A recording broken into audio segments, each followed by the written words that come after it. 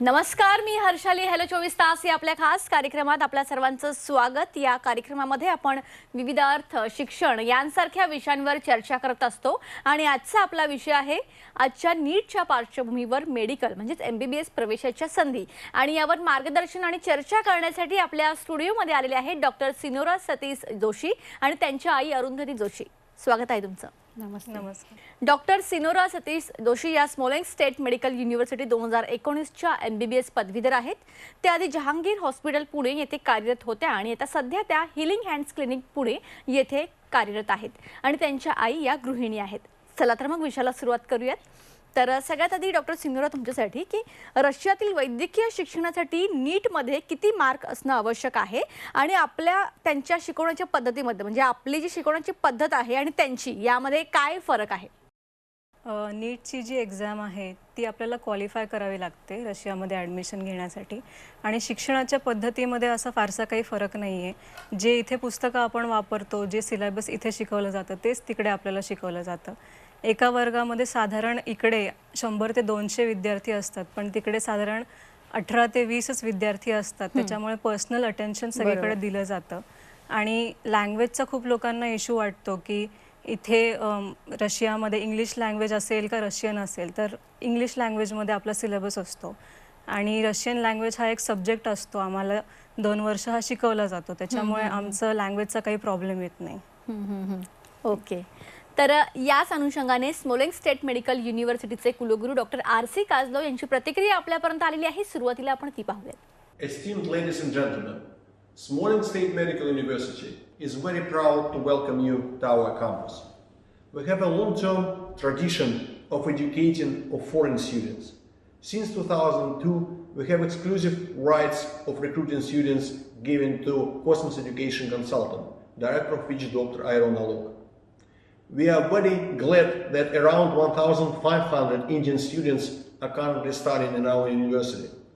And also, I would like to announce that basically English language is provided to all of our students from first until 6th year of education. We have specifically devoted staff and also specifically devoted faculty of foreign students, specifically designed to meet needs of our foreign guests. Also, we are extremely proud that majority of our graduates from foreign faculties is very successfully passing screening test upon return to India. Historically, Russian Federation and India have a very long-term friendly tradition.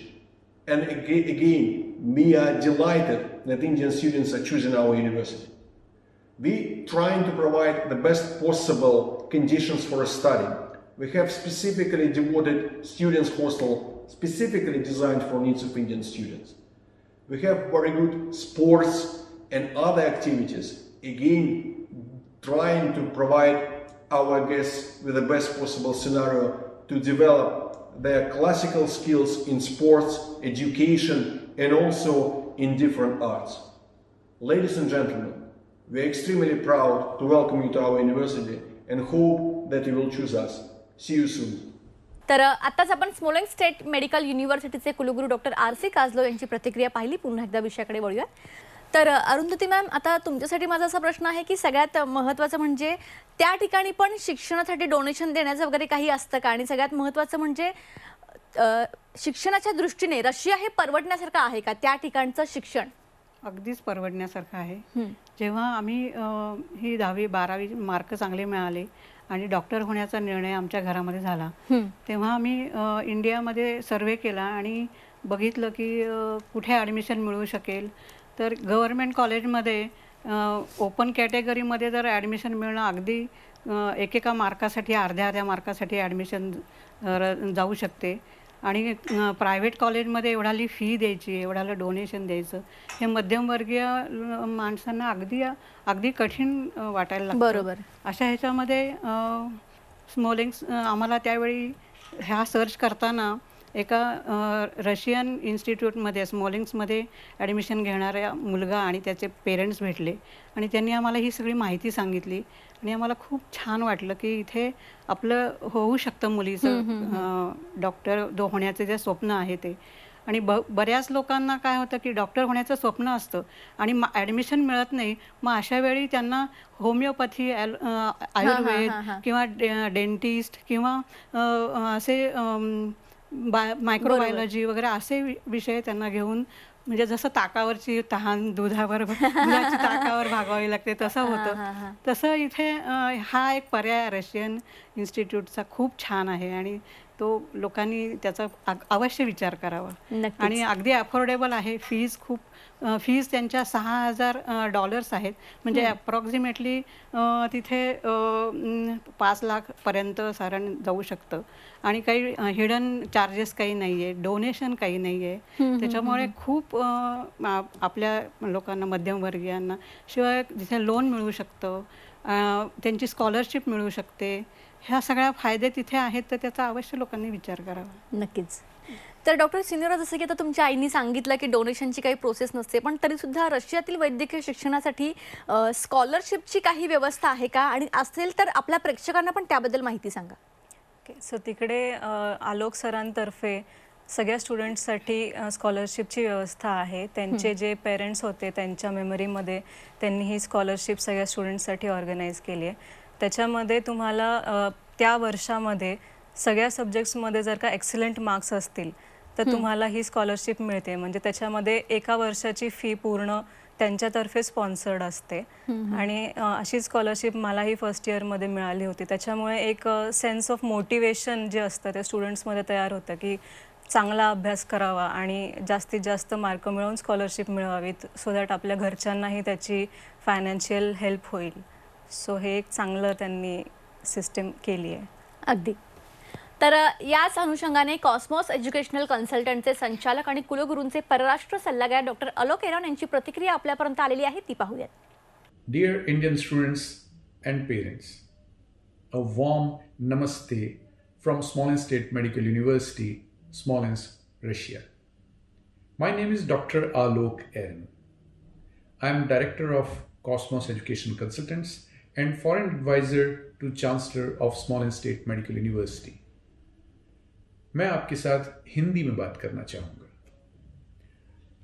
Sun 2002 say स्मॉलेंस्क state medical university में Cosmos education consultants के द्वारा Indian students का admission दिया जा रहा है और in पिछले 18 सालों में 3000 से ज़्यादा इंडियन स्टूडेंट्स को स्मॉलेंस्क स्टेट मेडिकल यूनिवर्सिटी में एडमिशन मिला है और इसमें से करीब 2000 इंडियन स्टूडेंट्स यहाँ से डॉक्टर्स बनकर निकले हैं.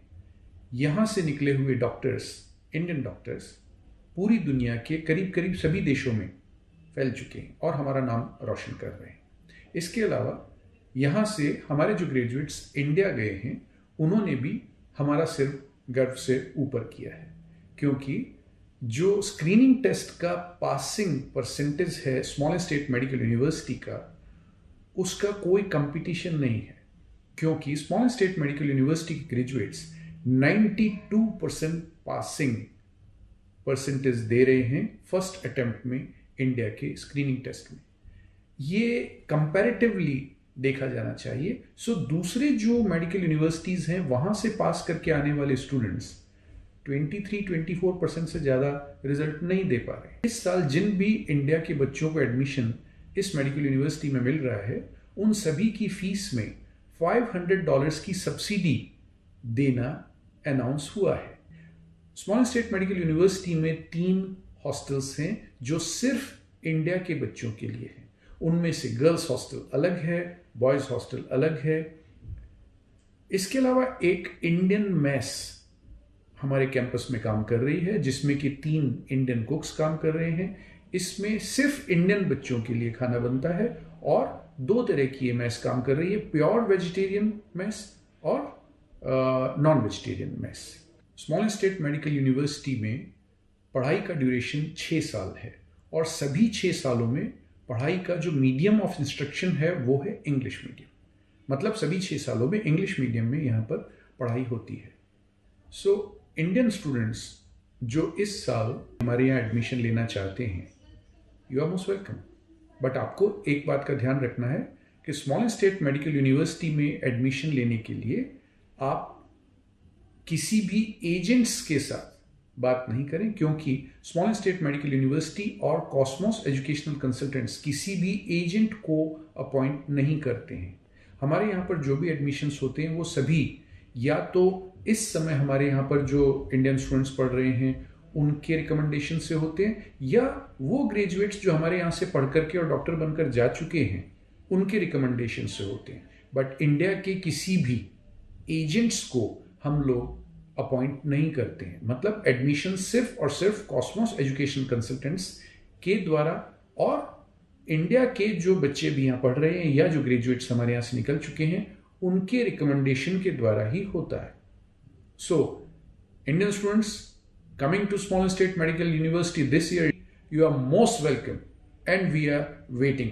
तर आत्ताच आपण कॉस्मॉस एज्युकेशनल कन्सल्टंटचे संचालक आणि कुलगुरूंचे परराष्ट्र सल्लागार डॉक्टर अलोक एरॉन यांची प्रतिक्रिया पाहिली. पुन्हा एकदा विषयाकडे वळूयात.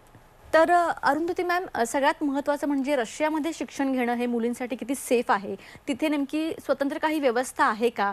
कारण का प्रत्येक पालकाला हीच एक चिंता असते की आपला मुलगा किंवा मुलगी बाहेरच्या देशात जाऊन शिकणं ही खरं तर त्यांना तिथे इतक्या लांब सोडणं ही खूप मोठी गोष्ट आहे. तर त्याबद्दल तुम्ही काय सांगाल? अगदीच सेफ आहे. जेव्हा मुलगी म्हणून आम्हाला जास्त काळजी वाटत बरोबर. होती. 17व्या वर्षी ती तिकडे जाणार, लहान पण होती आणि आमचे सासर माहेरचे कोणीच परदेशात नव्हते. अशा ह्याच्यामध्ये आम्हाला परदेशात मुलीला पाठवायचं म्हणजे आम्ही खूप टेन्शनमध्ये होतो. खूप चौकशी केली, पण एरॉन सरांच्या जेव्हा आम्ही फोनवरती संपर्क साधला त्यांच्याशी बोलून आम्हाला खूप सेफ आहे असं वाटलं. आणि तिथे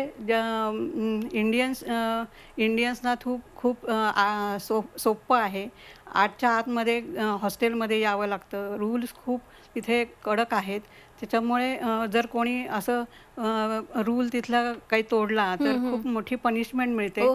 त्याच्यामुळे मग ती मुलं सगळी व्यवस्थित शिस्तीत वागतात. आणि जे आईवडिलांना काळजी असते की परदेशात राहणारी मुलं आपली वाया तर जाणार नाहीत, काही व्यसनं तर त्यांना लागणार नाहीत.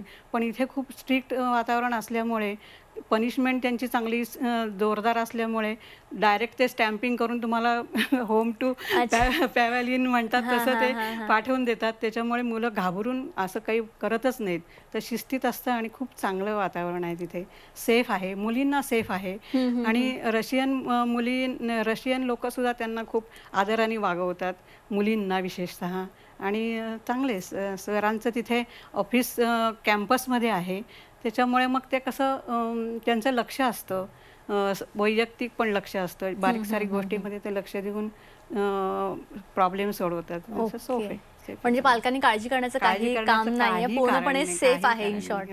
आणि म्हणून तर ती इथे 6 वर्ष आम्हाला काही त्याच्याकडे बघावं लागलं नाही, काही तक्रार आली नाही. चांगलं वाटलं आम्हाला. ओके. डॉक्टर सिनोरा, त्या ठिकाणी म्हणजे रशियामध्ये डॉक्टर होण्याची एकंदरीत पूर्ण प्रोसिजर काय असते? तर ॲडमिशन घेण्याची प्रोसिजर ही खूप सोपी आहे. तुम्हाला जे बेसिक डॉक्युमेंट्स असतात, तुमचे 10वी 12वी पासिंग सर्टिफिकेट आणि नीटचं क्वालिफाईंग सर्टिफिकेट आणि बाकीचे बेसिक डॉक्युमेंट्स तुम्हाला सबमिट करावे लागतात. आणि जे काही तुम्हाला माहिती डिटेलमध्ये हवी आहे ती त्यांची जी वेबसाईट आहे www.sgmu.info या वेबसाईटवरती तुम्हाला सगळे डिटेल्स त्याचे मिळतात. त्या वेबसाईटवरती इन्फॉर्मेशन सेंटर असा एक कॉलम आहे. त्याच्यामध्ये तुम्हाला सगळे जे लोक तिकडे ॲडमिशन घेतात, म्हणजेच जे स्टुडंट्सतर्फे तिथे ॲडमिशन होते, कारण तिथे कोणी एजंट्स नसतात, जे तिकडे शिकत आहेत आणि जे ग्रॅज्युएट झालेत त्यांच्यातर्फे ही ॲडमिशन होते किंवा त्यांच्या रेकमेंडेशननी ही ॲडमिशन होते. त्याच्यामुळे त्यांचे डिटेल्स तुम्हाला त्या इन्फॉर्मेशन सेंटरच्या ह्याच्यामध्ये मिळतात. तुमचे जवळचे जे असतील त्या डिस्ट्रिक्टचे त्यांना तुम्ही संपर्क करून तिकडे ॲडमिशनची प्रोसिजरचे डिटेल्स घेऊ शकता.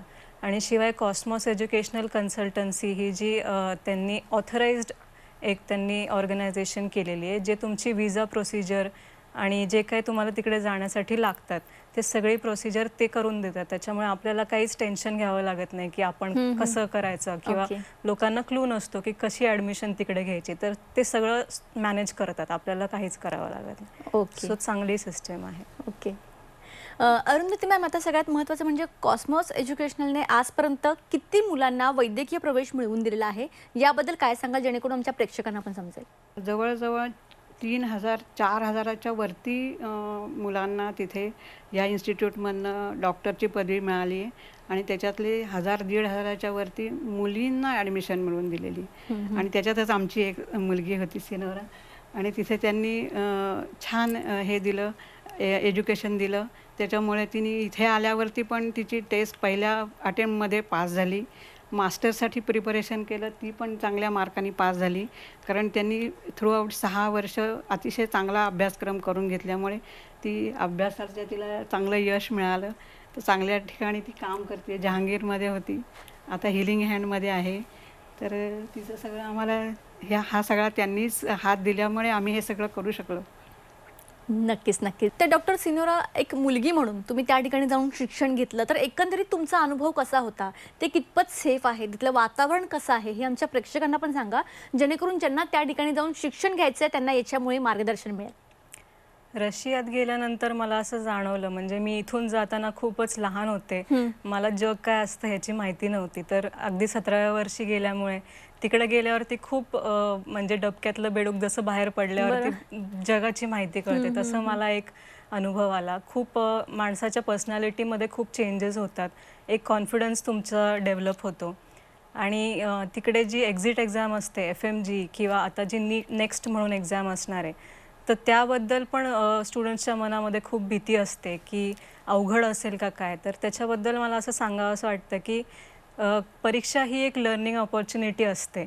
आपण त्याच्याकडे ॲज अ ऑब्स्टॅकल किंवा अडथळा म्हणून न बघता जर का आपण एक संधी, आपलं नॉलेज वाढवण्याची संधी म्हणून बघितलं, तर आपल्याला अभ्यास करण्याची मजाही येते, कंटाळा येत नाही. कारण MBBS हा खूप लाँग कोर्स आहे, तर त्याच्यामध्ये अभ्यास खूप असतो आणि बऱ्याच वेळा मुलं अशी बोर होऊन जातात किंवा तेवढी कन्सिस्टन्सी त्यांच्यामध्ये डेव्हलप होत नाही. तर असा जर का दृष्टिकोन ठेवला की ह्या परीक्षेने माझं नॉलेज वाढणार आहे, तर मग आपल्याला ती परीक्षा इंटरेस्टिंग वाटते, अभ्यासही इंटरेस्टिंग वाटतो, त्याची मजा येते आणि सगळंच सोपं होऊन जातं. आणि हे आपल्या मेडिकल प्रोफेशनमध्ये पुढे जाऊन एक स्ट्रॉंग फाउंडेशन आपलं डेव्हलप होतं, त्याचा आपल्याला पुढे नक्कीच उपयोग होतो. नक्कीच. अरुंधती मॅम, एक पालक म्हणून आमच्या प्रेक्षकांमधल्या पालकांना तुम्ही एक शेवटचा मेसेज काय द्याल, जेणेकरून त्यांना पण त्यांच्या मुलींना जर बाहेर पाठवायचं असेल तर तुम्ही तुमचा काय सल्ला असेल त्यांना? अगदीच सगळ्या जगामध्ये जे मुलींना असं वाटतं की सेफ आहे का किंवा पाठवू का नको, बरोबर. तर उलट सगळ्या जगामध्ये त्यांना दार खुलं होतं, त्यांचा विजन वाढतो. बरोबर. सगळ्यांच्याकडनं कौतुकाचं वर्षाव होतात आणि सगळी लोक फॉरेन रिटर्न जे पूर्वी म्हणायचे तसं फॉरेन रिटर्नचा एक शिक्का लागतो. आणि इथे पण रिस्पेक्टनी खूप वागवलं जातं. तर सगळ्यांनी ह्या संधीचा खूप उपयोग करून घ्यावा. खूप छान आहे आणि चांगलं आहे. नक्कीच. तुम्ही या ठिकाणी याला खूप चांगलं मार्गदर्शन केलं, त्या ठिकाणी कशी प्रोसेस आहे, ते किती सेफ आहे हे सांगितलं, त्यासाठी तुमचे मनापासून धन्यवाद. थँक्यू. धन्यवाद.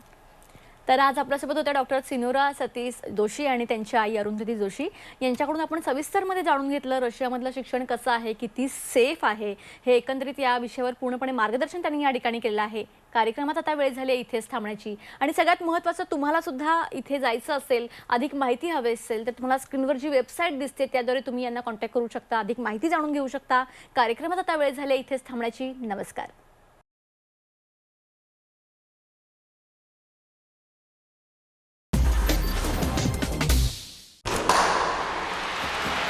लाल मातीतली कुस्ती म्हणजे